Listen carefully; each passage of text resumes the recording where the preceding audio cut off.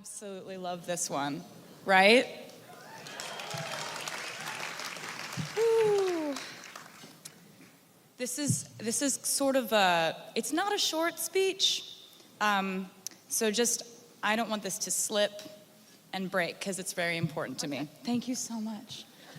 She's so supportive. We all need someone like that. I'm Taylor. Good evening. I want to first thank Billboard from the bottom of my heart for this honor whoa, this is going great so far. Excellent. Okay. I want to say thank you so much to Billboard for giving me this honor, for naming me as their Woman of the Decade. So what does it mean to be the woman of this decade? Well, it means I've seen a lot. When this decade began, I was 20 years old, and I had put out my self-titled debut album when I was 16, and then the album that would become my breakthrough album, which was called Fearless. And I saw that there was a world of music and experience beyond country music that I was really curious about. I saw pop stations send my songs Love Story and You Belong With Me to #1 for the first time. And I saw that as a female in this industry, some people will always have slight reservations about you. Whether you deserve to be there, whether your male producer or co-writer is the reason for your success, or whether it was a savvy record label. It wasn't. I saw that people love to explain away a woman's success in the music industry. And I saw something in me change due to this realization. This was the decade when I became a mirror for my detractors. Whatever they decided I couldn't do is exactly what I did. Oh, I'll take it. Thanks. Whatever they criticized about me became material for musical satires or inspirational anthems. And the best lyrical examples I can think of are songs like Mean, Shake It Off, and Blank Space.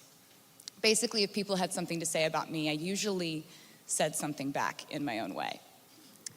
And this reflex dictated more than just my lyrics. When Fearless did win Album of the Year at the Grammys, and I did become the youngest solo artist to ever win the award, with that win came criticism and backlash in 2010 that I'd never experienced before as a young new artist.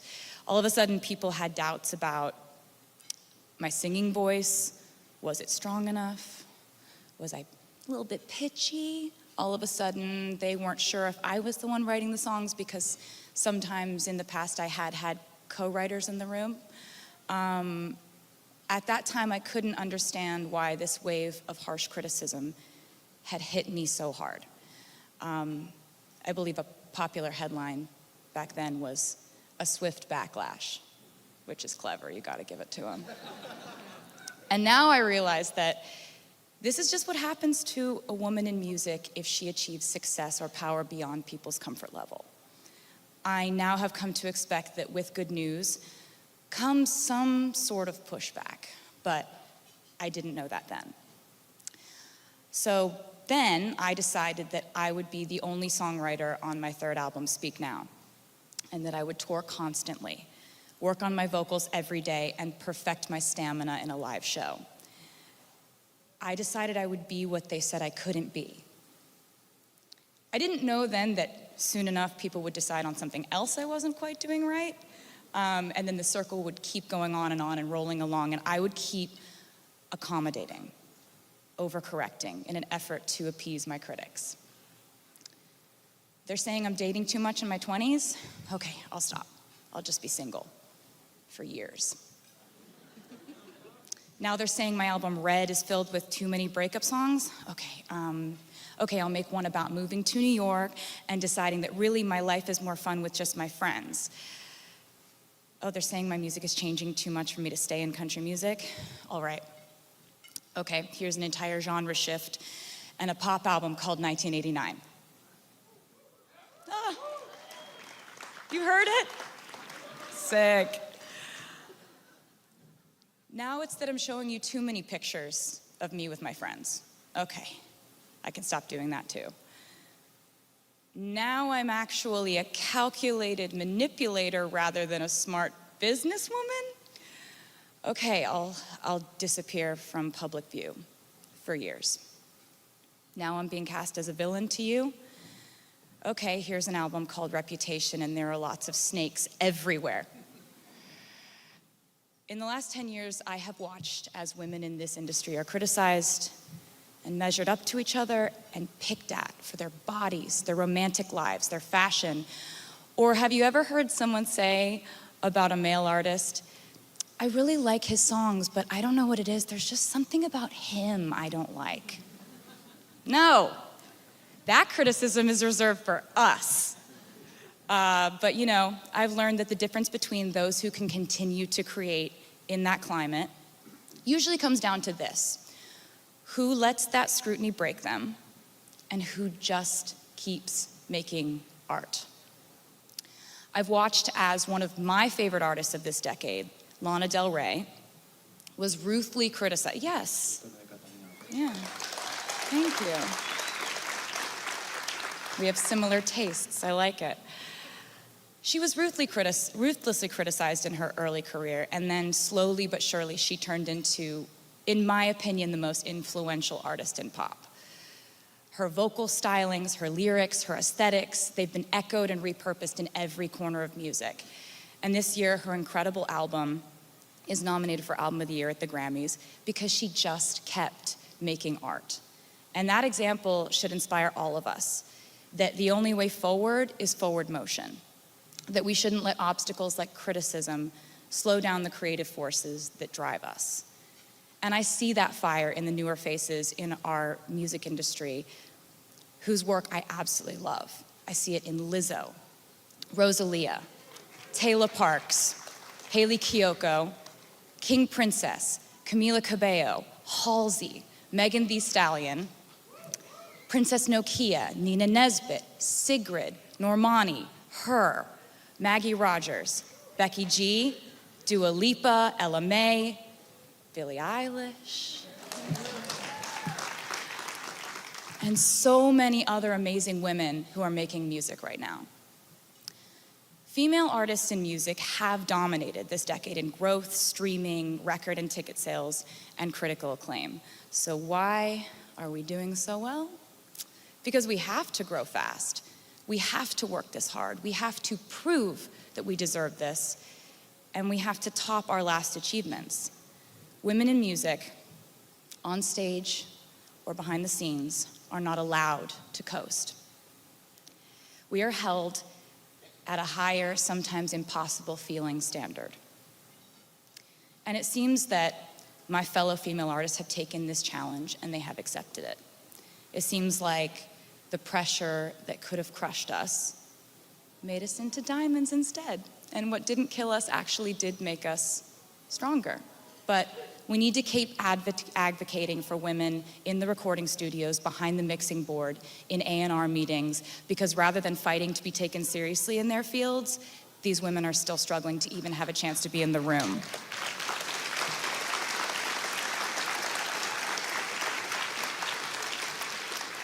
We now find ourselves fully immersed in a vast frontier that wasn't around last decade, and that is the streaming world.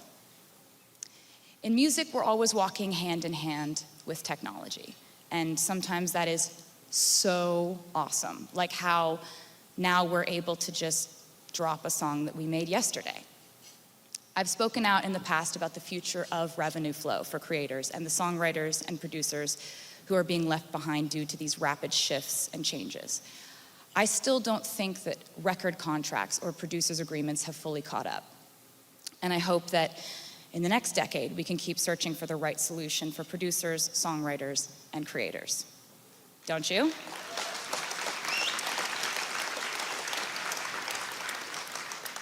Lately, there's been a new shift that has affected me personally, and that I feel is a potentially harmful force in our industry.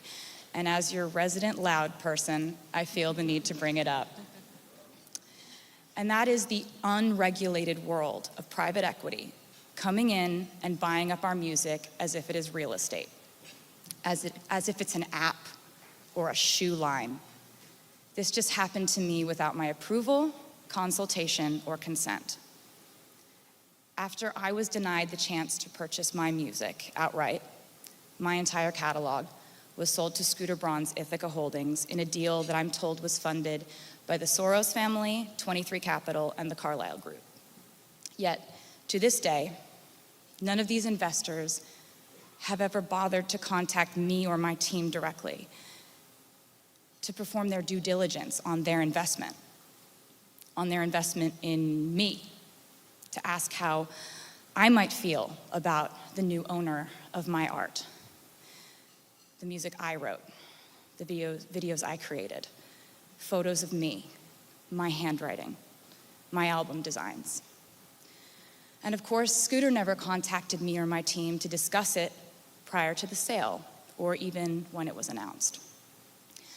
I'm fairly certain he knew exactly how I would feel about it, though. And let me just say that the definition of the toxic male privilege in our industry is people saying, but he's always been nice to me, when I'm raising valid concerns about artists and their rights to own their music. And of course he's nice to you. If you're in this room, you have something he needs. The fact is that private equity is what enabled this man to think, according to his own social media post, that he could buy me. But I'm obviously not going willingly. Yet the most amazing thing was to discover that it would be the women in our industry who would have my back and show me the most vocal support at one of the most difficult times, and I will never, ever forget it. Like, ever.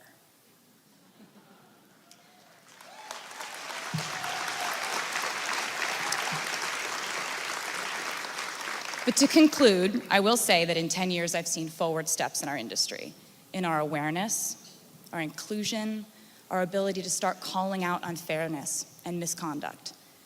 I've seen the advent of social media, the way it can boost the breakthrough of emerging artists, and I've seen fans become more engaged and supportive than ever before.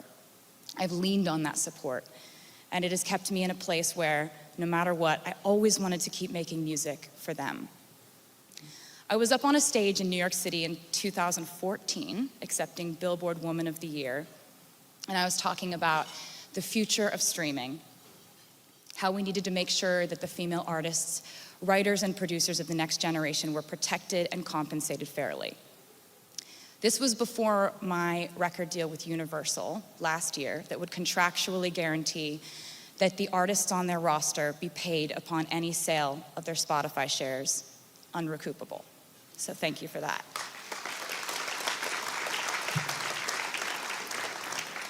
This speech I'm referring to was on my 25th birthday, and I'm about to turn 30 tonight. Woo!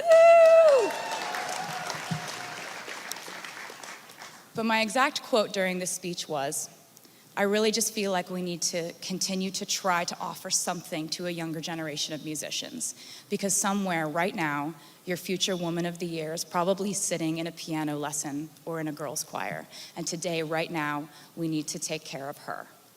I've since learned that at that exact moment, an 11-year-old girl in California really was taking piano lessons and really was in a girls' choir. And this year, she has been named Woman of the Year at the age of 17. Her name is Billy.